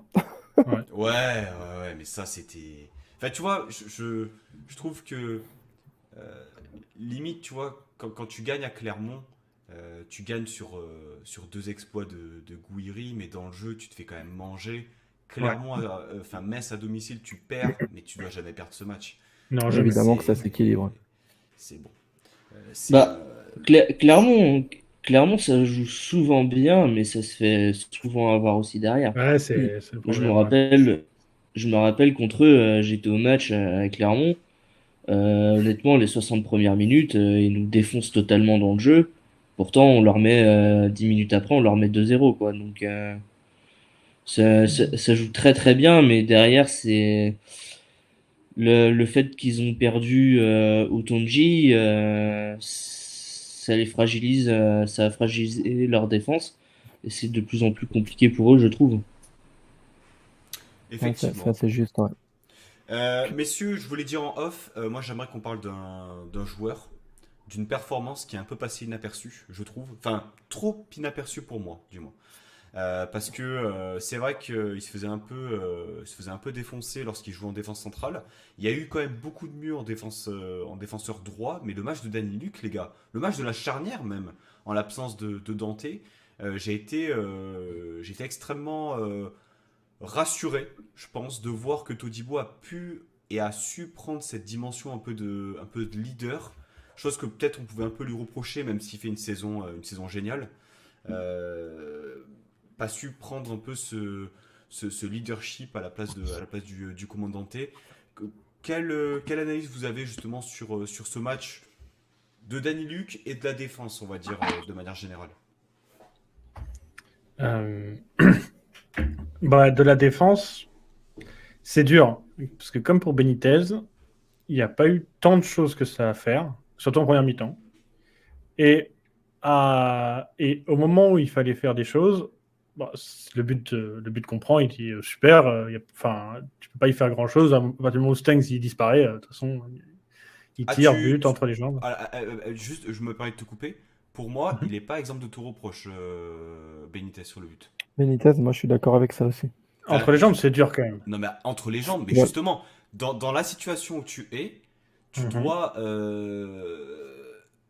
T'es pas obligé de le prendre, ce but, je suis Oui, assez obligé, juste. c'est sûr, évidemment. Non, mais tu dois mieux faire, hein. tu dois faire en sorte de boucher ton angle au premier poteau et tu dois Mhm. faire en sorte de ne pas de bloquer au niveau des jambes. Enfin, je veux dire, c'est deux choses qui sont élémentaires lorsque tu es gardien de but. Ouais, Di- c'est vrai. C'est vrai, c'est vrai. Disons que c'est un débat que j'avais aussi avec des amis. Lorienté, il arrive dans un angle qui est extrêmement fermé. Il peut mettre à peu près le ballon que là. Alors, soit il la met sous la barre et il n'y a rien à dire. Mais là, pour le coup, euh, enfin, moi, je suis pas spécialement. Enfin, sur Twitter, souvent, je me fais rentrer dedans parce que je suis pas fan de Benitez sur plein de points. Euh, Là, je trouve que justement, son point fort, où il est excellent par rapport à d'autres, c'est sur sa ligne. Mhm. Et ben là, je trouve que ce but-là, je sais pas si un autre gardien, il te le sort pas, quoi. Moi aussi, j'ai un peu de mal, même si effectivement, il n'est pas imputable, ce but-là n'est pas imputable comme sa sortie ratée à Lens ou sa Oui, relance voilà. contre Rennes sur Tolibo, c'est sûr. Ouais, Mais je trouve qu'aussi en ce moment, Benitez, il est un petit peu moins décisif comme il avait pu l'être à Strasbourg, où c'est lui qui nous sauve le point du nul, à Montpellier, où Mm. même s'il ne sort pas beaucoup, c'est lui qui nous sauve le point du nul aussi. Là, je trouve de moins en moins présent et ça m'inquiète un peu parce que autant effectivement pour revenir un peu sur la défense centrale, je les ai trouvés assez costauds, même si je suis pas sûr que l'opposition en face était vraiment, et excuse-moi Max, une opposition qu'on va être amené à jouer notamment contre Monaco. Mais je trouve que si on pouvait retrouver le Benitez du début de saison qui enchaînait les clean sheets ou qui nous a fait gagner des points à l'extérieur quand c'était dur, je pense que ce serait une bonne chose. Ouais. Ouais, et puis encore une fois, hein, au même titre que la performance de Danny Luc, je trouve que pour le coup, ouais, t'as un Benitez vraiment pas inspiré. Pas inspiré du tout, parce Ouais, que finalement, c'est la seule situation qu'il a eu à gérer c'est ça. du match. Et je pense que c'est frustrant après quand t'es gardien, C'est c'est le ça. lot de beaucoup de gardiens, hein, d'être Ben, décisif et de jouer peut-être, on va dire, 20 secondes à tout casser dans un match. Et encore 20 secondes, je suis assez large. Mais Danny Luc, en tout cas, très solide avec Todibo. Et je pense une défense, on va dire, les quatre derrière qui ont été correctes. Et moi, personnellement, j'ai beaucoup aimé Amavi. L'apport d'Amavi, la sérénité aussi. Euh, Offensivement, on l'a pas forcément vu, mais tout ce qu'il Mhm. a fait et tout ce qu'il a eu à faire, il l'a fait plutôt bien. Je sais pas ce que vous en avez pensé d'Amavi, les gars. À ma vie, il y en a qui l'ont un peu taclé sur les réseaux Ouais. en disant qu'il avait une charrette, surtout sur ce match-là. Effectivement, il n'est pas monté. Après, je trouve que au moins ça a permis, comme tu dis, de pas avoir peur sur les quelques occasions en première mi-temps déjà. Les premières occasions dans le dos, que ce soit la défense centrale ou les ailiers, ils étaient bien, ils étaient prêts, ils savaient que c'est ce qui allait arriver. Et des fois, ça nous arrive, même si tu sais que ce qui va arriver, c'est dans ton dos, tu te fais avoir, ça nous est arrivé quelques fois. Et le fait qu'Amavi monte pas trop, je pense toujours, parce qu'il est toujours pas. Comme il s'est reblessé, je pense il a remis beaucoup de freins dans son jeu. Ça a permis une certaine stabilité, au moins un troisième défenseur quand Lotomba devait monter, d'empêcher un petit peu ses contre-attaques, ce qui a permis d'être tranquille 45 minutes. Simon, un avis Je suis sur assez Amavi? d'accord avec ce qui a été dit. Non, non, il a fait son match. De toute façon, à ma vie, il fait souvent ses matchs sur le plan défensif. Euh, c'est sûr qu'offensivement, Suffisant pour lever l'option d'achat, les gars, ou pas? moi, je trouve. C'est combien déjà? Après, 5. c'est toujours pareil. Est-ce que on prend le risque de prendre un joueur qui, on sait, est assez fragile? Tu risques On a l'expérience Attal, quoi. Voilà, c'est Après, ça. Tu risques de te séparer d'un joueur comme Atal. Tu vas peut-être on lever a ma l'option vie, d'achat sur Amavi. Pour moi, c'est le serpent qui se mord la queue, quoi. un peu C'est-à-dire kiff-kiff. que tu risques potentiellement d'avoir peut-être pas autant de problèmes de blessure que Atal, mais suffisamment pour que ça te rende fou. Parce que Atal, on est tous d'accord pour que ça rend fou. Après, Après, ça dépend. Vas-y. non, j'allais dire. Après, ça dépend le rôle que tu lui donnes. Ouais. Si Attal, c'est ton titulaire, pour moi, c'est un problème. Si vraiment c'est ton titulaire indiscutable, qui doit jouer tous tes matchs, qui est ton taulier, c'est un problème. Pour moi, si c'est le mec qui accompagne Melvin Barr dans sa progression, c'est déjà beaucoup moins problématique parce qu'un numéro 2 de cette qualité quand il joue, évidemment, pour 5 millions, tu n'en as pas beaucoup. C'est assez juste. Ouais. Donc, si tu comptes sur l'avenir et tu comptes sur Melvin Barr, vu les matchs qu'il nous a sortis, si pour toi, alors je dis pas que c'est la bonne solution, hein, mais je dis que si pour toi, c'est le défenseur gauche 2 d'Europa League, de Ligue des Champions, C'est ça. et que ça te suffit. Ben voilà, C'est- pour moi, tu viens de pointer pour moi la problématique d'avoir deux latéraux gauche en la personne de Melvin Barr et de Jordan Mavi si jamais tu vas en Europe. Pour moi, c'est pas suffisant. C'est juste Bah, tu pas peux avoir suffisant. Lotomba qui vient faire le Oui, troisième. non, c'est pas au cas où, suffisant. Et même- C'est pas que c'est pas suffisant en termes de nombre. Pour moi, c'est pas suffisant en termes de niveau, les gars. moi, je suis Ouais, pour un clairement. avis, je suis pas Europa d'accord. League, Europa League, voire LDC, les gars. C'est ça. Enfin, pour moi, bon après. Oui, mais ça, la Ligue Oui. des Champions, c'est une question que tu te poseras si on y arrive. Moi, Bien pour moi, sûr, l'Europa mais League, je c'est une suis. option. C'est une option. Et je pense que tu dois aussi calibrer ton mercato dans ce sens-là. Hmm. L'idée, Ah, c'est bien pas sûr. dans les. C'est pas de. Déjà, il faut les passer les poules parce qu'il y a plus de chances que Ouais. de viser la troisième place que la seconde, on est d'accord. Mais si tu passes les poules, enfin, si tu passes les tours préliminaires et que tu vas en poule. T'es même pas obligé de passer par les poules. Si, il me semble. en fait- à l'indice UEFA, peut-être que ça peut changer, effectivement. En fait, il y a une circonstance. Bon, c'est toujours une circonstance, mais si Leipzig gagne l'Europa League, qui sont qualifiés automatiquement en Ligue des Champions et qu'ils ont leur Ils place vont en Ligue arriver. des Champions grâce à la Bundesliga, la nôtre, la troisième, devient directe. D'accord. Ah, c'est uniquement ce cas de figure-là? Oui, uniquement ce cas de figure. Parce que niveau Après, indice J'ai UEFA, on n'est pas encore toujours assez. adoré Leipzig, je trouve que c'est un très très bon club de football, la politique sportive, etc. Absolument moi, je excellent. pense qu'ils vont gagner l'Europa League. Ah ouais, tous Non, derrière. mais, je enfin, lui- j'en je lui suis, non, mais laisse. j'en suis même sans ça, j'en suis convaincu. Mais ils ont Ah la ben, meilleure en équipe. termes de talent pur, Voilà. et en plus de ça, pour le coup, si Ineos doit s'imprégner d'un projet, Ouais. c'est celui de Red Bull, les gars. De Red Bull, ouais, clairement. Et qu'ils aillent chercher Nkunku. Ouais. Ah, moi, je vais le Bien chercher sûr. moi-même, il n'y a pas de problème. Je me donne. Bien J'y sûr. vais. Hein. Les gars, une autre. Est-ce qu'il y a peut-être d'autres joueurs peut-être votre top flop, si vous aviez des tops ou des flops à mettre en avant. Peut-être Pierre, toi, du côté Lorientais. Alors, on a parlé de Jens déjà en défense centrale. Y aurait-il d'autres joueurs qui sont passés au travers selon toi? Tu peux même parler des Niçois si ça te chante. Hein. Côté l'orienté, moi ça va être un peu quasiment toute la défense, à part Petro, Le Goff à gauche, Silva à droite et Jens dans l'axe. Pour moi, ça c'est du flop. Mais c'est pas que sur ce match-là, ils sont dans la lignée de leur match de match immuable. Après, en top, je vais mettre l'orienté qui, sur un exploit individuel, arrive à marquer et même faire un match assez correct. Et après, côté niçois, en top, Delors évidemment. Et moi, en flop, côté niçois, j'étais vraiment déçu de Stengs, honnêtement. Et pas que sur ce match, hein, d'ailleurs. Enfin, sur toute la saison, je m'attendais vraiment à beaucoup plus de lui.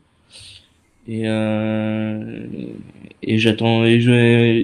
Enfin, après, je regarde un peu les multis, donc je regarde pas Oui, bien sûr. complètement 90 minutes de Nice. Donc, contre Lorient, c'était un peu l'occasion. Et là, ouais, là, je suis un peu déçu de son match. Hein. Je m'attendais à Il n'a pas été Je si m'attendais à mauvais. beaucoup mieux de sa part. Il Simon. a fait des matchs pires. Ouais, moi, dans les tops, du coup, Delors, forcément. Il n'y a pas grand-chose à dire. Et puis, la charnière centrale, sans vouloir les dissocier, parce que je les ai trouvés vachement costauds, vachement solides. Et par contre, niveau flop, côté l'orienté, du coup, j'ai bien aimé l'orienté également, qui nous a fait. Il aime bien être bon contre Nice, l'orienté. Je me Alors, souviens encore de Ouais, son, grave. Est-ce que vous de vous rappelez son du Ouais. grand exploit. coup qu'il met à Bambou Son tout à fait. putain, Tout à fait. c'est... Non mais Ouais. en fait l'orienté tu prends juste ses matchs contre Nice, il peut te faire une mixtape assez sympa quoi. Ouais, c'est vraiment. Tu lui Je rajoutes fais une vidéo. son coup franc contre Nantes et puis ballon d'or. Ouais, tu fais une vidéo YouTube et c'est parti, quoi. Quoi. C'est- Donc ouais, non, l'orienté a été bon et Petro aussi, moi je l'ai trouvé fort, mais peut-être parce que je l'avais trouvé bon l'autre fois, du coup j'ai trouvé qu'il n'était pas mauvais. Et flop côté niçois, moi j'ai pas reconnu Rosario, Alors, le Rosario d'habitude. Je sais pas ce qui s'est passé. il faut reparler de sa première mi-temps. Hein. Je sais pas ce qui. Ouais, Elle ça allait est un peu mieux en deuxième, mais cataclysmique, hein, la première mi-temps. je de sais pas ce qui Rosario. s'est. Moi je pense que c'est une des raisons pour lesquelles on a eu du mal à être aussi dangereux. Je sais pas ce qui s'est passé, il a passé à côté de son Parce match. qu'en plus de ça, tu vois, il peut passer à côté de son match, il peut être un peu moins visible. Mais là, il a fait des erreurs. catastrophique. Ouais. Je sais pas pourquoi. il donne des ballons de but. Il a fait, je crois, de mémoire, 3 erreurs. Oh, Vraiment, où il est à contre-temps, où il y est pas. il en a fait une en fin de première où je crois que c'est Todibo qui vient sauver la mise là sur. Ouais. C'est Soumano, non? Non, peut-être Ouais, qui où va il se fait, présenter seul et Mm. où il revient a pu pas, il a pu passer sa passe. Et, sur Amavi, ouais. Donc Amavi s'est chopé. Ou Danny Luc, je crois. C'est Danny Luc qui s'est chopé le ballon. Et ouais, Rosario, vraiment pas ouf. Et après aussi, j'avais un truc, avant de laisser la parole à Maxime, à Pierre, pardon, À Maxime. que j'ai À Maxime. pardon, que j'ai pas aimé. Non, non, c'était Pierre après pour ses top flops. Non, en fait, du coup, je pense que. En fait, je crois que depuis le début, tu inverses Pierre et Maxime, Simon. Mais il y a pas de problème, t'inquiète pas. Ah, bon, c'est possible. Bon, autant pour moi. Bon, bah, je me tais alors. Je ne suis Non, plus non, personne. t'inquiète pas, il a pas de souci. Et, non, moi, j'ai pas aimé aussi les centres qu'ont fait les Niçois. Je crois que à la mi-temps, on est à une vingtaine de centres. J'ai pas souvenir d'un centre dangereux. Et donc, du coup, ben, un peu dans les flops, c'est pas vraiment un joueur, mais sur l'animation, on a bien compris que, que le gym essayait de passer un peu par les côtés et d'étirer le bloc lorientais. Et on a fait, mais je pense qu'on avait rarement centré autant dans un match. Il n'y a pas un centre qui arrive à destination. Et le seul qui a été dangereux, c'est quand Kluivert, il a justement centré, il a raté son centre et Tout ça à a fait une fait. frappe qui a failli lober le gardien lorientais dont j'ai oublié le nom, Dreyer. Dreyer. Mais et c'est vraiment, je pense que si on avait été un peu plus juste sur ces ballons, on en aurait été beaucoup plus dangereux en première mi-temps. Je suis totalement d'accord avec toi. J'avais oublié de. Alors, j'ai pas la stat en tête, hein, mais énormément de centres exécutés. Et ce serait intéressant de voir le nombre de passes décisives des latéraux niçois depuis le début de saison. Ouais, il n'y en a pas beaucoup. Je pense qu'il y en a très très peu. De mémoire, peut-être. Allez, il y a Attal qui a mis cette passe D contre Rennes, mais c'est Il y a vraiment Barre contre minimaliste. Nantes. Je l'ai noté, on était à 14 centres pour l'OGC Nice à la 32e minute. 14 centres. Ah 14 ouais, c'est à la énorme. 32e. Et c'est-à-dire qu'il y a encore 3-4 centres. Je crois qu'on a une vingtaine à la mi-temps, un truc comme ça. Et il n'y en a pas un qui arrive sur une tête niçoise. Genre les Lorientais, ils ont tout, les 3 tours de contrôle, ils ont tout enlevé. Ouais, Alors, mais soit tu c'était vois, sur leur tête, soit c'était trop long. je trouve que bah, c'est bien quand tu fais beaucoup de centres, hein. Il y a beaucoup d'équipes qui procèdent comme ça. Je sais que Strasbourg, quand on les avait joués à la Méno, avait aussi beaucoup centré. Mais Boudaoui, parce qu'on a parlé de lui, a apporté cette verticalité qui nous a manqué. C'est-à-dire qu'au bout d'un moment, lorsque tu fais du Tout à fait. handball et ça fait de l'essuie-glace à droite à gauche, bah ouais, c'est pas au petit bonheur la chance. Ça a donné un peu cette impression-là que bah, peut-être que sur une tête de Delors, sur un ballon contré, sur un truc, ça allait. Non, Tout à fait. malheureusement, Mais tu peux pas avoir que ça comme solution. Tu peux pas avoir que tout à ça fait. Bah, souvent, on dit que on pousse en fait les équipes à finir leurs actions soit par un centre, soit par une frappe. Et je trouve qu'effectivement, on a un déséquilibre terrible. C'est-à-dire que, je ne sais pas vous, mais moi, j'ai pas souvenir d'une frappe en dehors de la surface de Nice. On ne frappe jamais au but. Et pourtant, il y a des situations. Je pense à Rosario, 5 minutes de jeu, qui se retrouve dans l'axe, qui a qu'à mettre une frappe, qui met le pied sur ballon, qui écarte encore, etc. Et du coup, face à un bloc comme nous a proposé Lorient, une des solutions, c'est aussi de frapper de loin pour les faire sortir, pour pouvoir justement varier notre style de jeu. Et ça, on le fait jamais, quoi. Mais J'ai pas souvenir même d'un but d'en dehors de la surface de Nice. Delors, reprise de volée, Angers, à Angers. 95e. Tout à fait. Mais regarde, c'était il y a 15 matchs. Oui, oui, Ouais, bah, de toute ouais, façon, non, mais Non c'est vrai, c'est vrai. il Mais n'y en a qu'un qui tente, hein, de toute façon. j'irai plus loin, et c'est quelque chose que j'avais déjà souligné dans l'émission. Mais ça s'englobe, je pense. Effectivement, il manque de ce registre. Ça manque de tireurs de loin. Ça manque de joueurs qui ont cette capacité-là. Plus tireurs du coup de pied arrêté. Lorsque tu n'arrives pas à tourner autour d'un bloc, lorsque tu n'arrives pas à marquer, à te procurer des occasions, tu as des coups francs, tu as des corners. Aujourd'hui, est-ce qu'on peut dire que Kluivert et Gouiri, voire même Stengs sont de bons tireurs de coups de pied arrêtés? Non. Moi, je ne pense pas. Je ne pense pas. Kluivert a fait un bon match dans ce registre, c'était contre Angers, où il tire deux coups francs qui donnent but, mais qui ont été refusés. Je pense que on doit prendre aussi. Enfin, pour être beaucoup plus, on va dire, polyvalent dans l'approche offensive, il faut aussi qu'on ait cette capacité-là de pouvoir proposer aussi des centres, Je, des tirs de loin, etc. je sais pas ce qu'on a pensé, du coup, le Lorientais, parce que visiblement je confonds. Mais moi, je veux dire, si j'avais été Lorient, bah, enfin, sur la première mi-temps, ok, Nice a le ballon, ça fait bien circuler tout, mais bah limite, tu te dis, mais en fait, ils peuvent jouer 2 heures comme ça, ils vont Ouais. jamais marquer. Mm. Ouais, enfin, ils vont jamais marquer, mais enfin, quand je me répète encore, hein, mais quand t'as un joueur comme Yels en défense, Non, mais sans une erreur individuelle, tu vois, genre Nice, ils automatiquement, font pas la diff, quoi. automatiquement, tu vas prendre un but. Après, enfin, moi, je trouve que Nice a très bien joué les coups et tout ça, a réussi. Des matchs contre des équipes comme Lorient, c'est souvent chiant. On est une équipe chiante à jouer. Je pense qu'il faut savoir gagner ce genre de match très salement. Et même très salement, bah, vous prenez les 3 points, c'est ce qui compte. Après, oui, c'est sûr, il y a un peu plus de difficultés, mais je pense que c'est du fait du passage à vide aussi de Gouiri, tout ça. Mm. Je pense que si vous aviez un Gouiri en confiance, il y aura déjà un peu plus d'animation offensive, enfin, il y aurait beaucoup plus de choses qui fonctionneraient.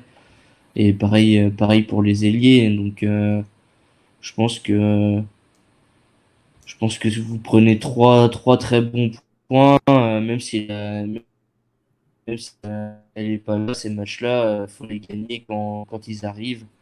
Et c'est chose faite pour vous. Donc, après, euh, je pense que demain, quand vous allez jouer à Monaco, qualitativement, je pense que ça va être meilleur des deux côtés.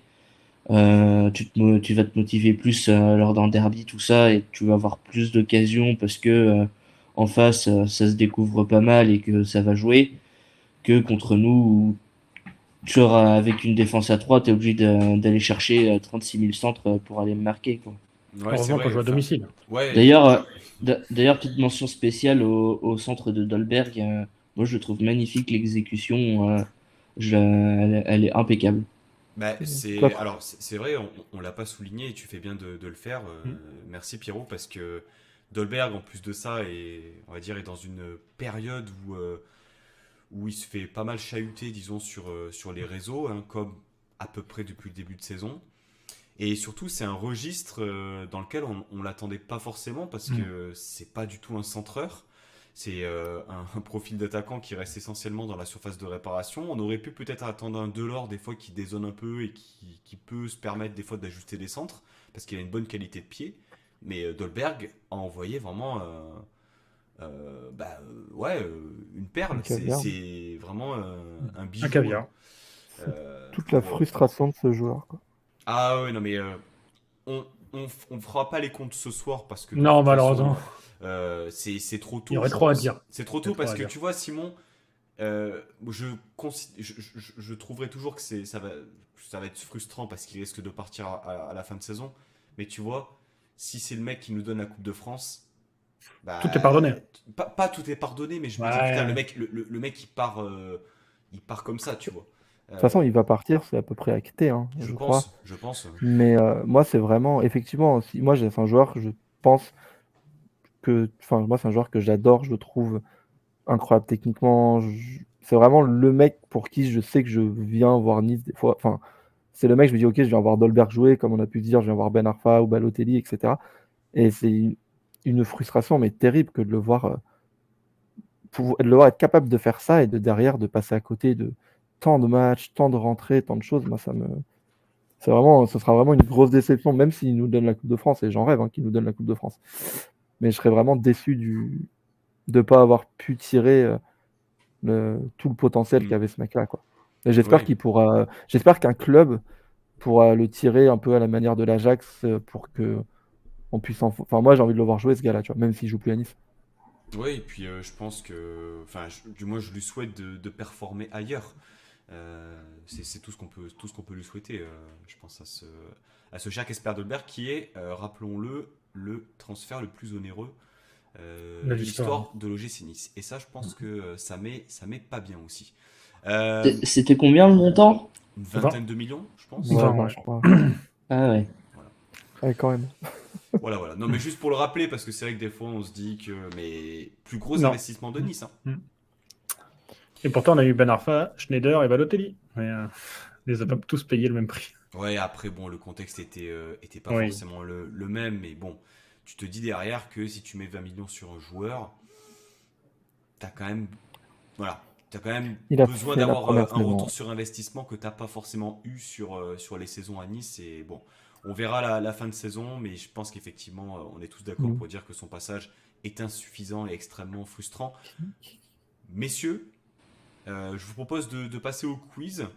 Donc, petit quiz, ça va être extrêmement rapide. 5 questions qui vont mêler du coup l'OGC Nice et le FC Lorient. Pour la prise de parole, je vous propose de donner votre prénom. Je crois qu'avec Pierrot, il y a un petit décalage son, mais on va faire au mieux. Ah. Voilà, vous donnez votre prénom, je vous donne la parole et puis vous donnez votre réponse. Je vais Première peut-être question. pouvoir, je vais peut-être pouvoir identifier qui est qui, du coup. T'inquiète pas, t'inquiète pas.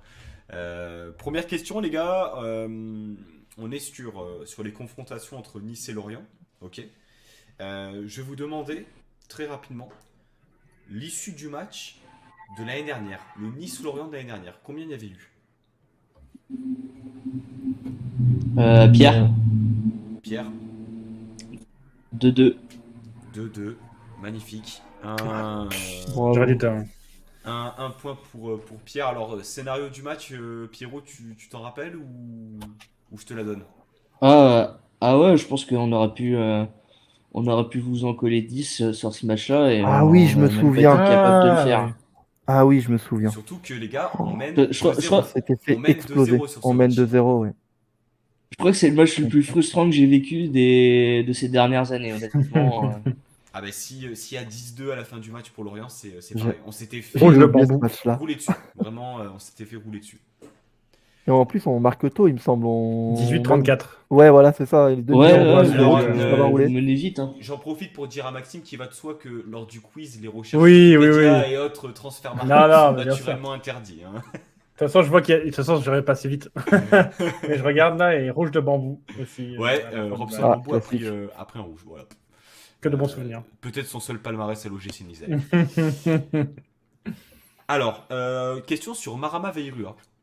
Alors là, à titre personnel, on touche à quelque chose de très fort parce que c'est vraiment mon football, Marama. Je vais vous demander, les gars, à votre avis, dans quel club a-t-il le plus marqué? Simon? Ouais. Lorient. Enfin, Pierre, Ouais, Lorient. bah, Alors attends, Simon. ouais, j'aurais dit Lorient. Ouais. T'aurais dit Lorient. Pierre, tu dis Lorient aussi? Ouais. Ok. Eh ben c'est pas ça. Ouais, c'est chaud. Bon, bah, Moi, il en reste j'aurais- deux. Hein. Ouais. Bah, je vais dire Nantes. Eh ben écoute, c'est Nantes, Maxime. Effectivement, il a marqué 41 buts, toutes compétitions confondues. Non, c'est fou. Je pensais qu'il y avait un piège. Ah ouais, c'est Nantes. Ensuite, je crois de mémoire, c'est Lorient.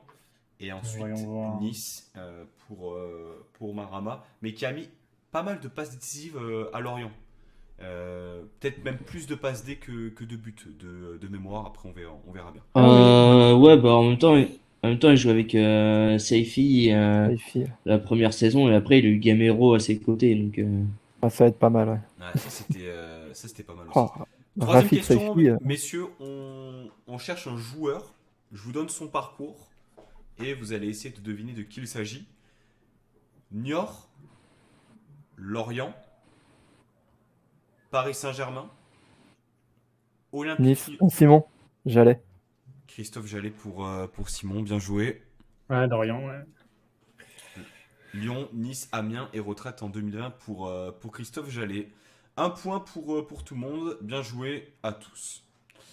Alexis Claude Maurice. Le regretté, j'ai envie de dire, Alexis Claude Maurice. Non, mais c'est vrai, franchement. Le pauvre. Ouais. Non, mais Enfin, le pauvre. Je pense qu'il aurait peut-être. Le pauvre, il- Ah, il revenait bien. il a fin quand de même saison refusé de dernière. revenir chez nous au mercato hivernal. Hein. Mhm. Moi, franchement, à sa place, je serais parti. C'était Grave. Ah, moi, je m'en voulais. Enfin, après, s'il veut se. Oui, non, mais c'est pas des mauvaises intentions qu'il a. Oui. Ouais, moi, au contraire, je préfère un joueur qui veut rester se battre pour gagner sa place après. Après, bon, force est de constater qu'il a eu du mal, qu'il n'a pas eu énormément de temps de jeu. Et par rapport à ce qu'il nous avait montré avant sa blessure l'année dernière, c'est quand même, je trouve, un gros regret sur cette saison parce que ça a été, je pense, le meilleur joueur de la deuxième partie de saison. Le meilleur étant Gouiri sur la saison dernière. Je pense qu'on est d'accord pour dire Ouais, ça. c'est assez juste. Ouais. Mais franchement, Claude Maurice, bah voilà, je sais pas s'il y a un avenir réellement à l'OGC Nice. Je pense qu'il a besoin de jouer, il a besoin de se relancer. C'est quasiment une saison blanche, donc on verra Mais l'année ouais. prochaine. Il est Messieurs, pas gâté sa complètement. meilleure saison, c'était en 2018-2019 avec le FC Lorient. Michael Landreau était le coach. J'ai besoin que vous me donniez son nombre de buts en championnat. Simon, 14. C'est très solide ça. J'aurais dit 12. C'est très très solide. Et Simon. 10 passes décisives, je crois. Alors, Un truc comme ça. est-ce qu'on est sur un double-double? Je ne sais pas.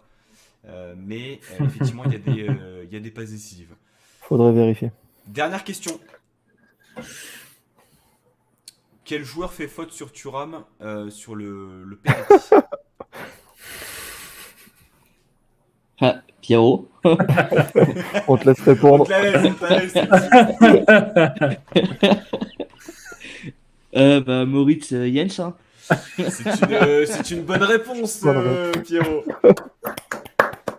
Bon, les gars, il reste. Là, c'était même pas calculé, hein, tu vois. Ah bah, c'est vrai qu'on s'est un peu attardé sur le joueur. On pouvait pas passer à côté de cette performance-là. Donc, je me suis dit que pour remuer bien le couteau dans la plaie, tu vois, il fallait le mettre dans le quiz, forcément. Bon, bien, Simon et Pierrot, vous êtes en finale. Donc, du coup, vous allez vous départager sur la dernière question, messieurs, que je vais inventer tout de suite. Allez. Si on parle en carton jaune, quel serait le score de ce match? Simon? Oui. 2-1 pour 2 pour Lorient, 1 pour Nice. Alors attends, j'ai un doute, je vais vérifier. Je crois. Hein. Je vais. Il y a Thuram qui prend carton pour dis- Nice. Tu dis 2-1 pour Lorient, du coup. Ouais, je crois 2 jaunes pour Lorient, 1 pour Nice. Ou peut-être l'inverse. Alors, il me semble pas pas. Il Bon, me bah, semble c'est pas pas que juste c'est ça. ça. Moi, j'irais 3-1. Tu dis 3-1, Pierrot? Ouais. Alors non, ce n'est pas 3-1. Il n'y a Bah, pas on est encore pas la bon. bonne réponse là. La bonne réponse n'a pas encore été donnée. Un partout? En vrai, Alors- je sais même pas qui a pris un jaune. Alors, je le, Ouais, le moi, bon score, le bon score a été annoncé, mais pas pour la bonne Ah bah, équipe. 2-1 pour Nice alors. Effectivement. Flavius Daniluk et Ah, Thuram c'est Danny Luc qui a pris un pour carton. les jaunes et ce bon vieux Jens sur le penalty après jaune. Simon, tu remportes ce quiz, félicitations. Eh bien, merci. Là-dessus, messieurs, eh bien, écoutez, on va se quitter. 1h30 d'émission. Je pense qu'on a été très très calibré pour passer ce moment ensemble. C'était un véritable plaisir de vous accueillir pour la première fois, donc s'agissant de Simon et Maxime, les gars. Vous êtes les bienvenus en tout cas dans l'émission. Avec plaisir. J'espère que Avec grand l'exercice plaisir, en effet. vous a plu. Et puis Pierrot, bah écoute, en espérant te revoir l'année prochaine en Ligue 1. Oh, y a pas de raison.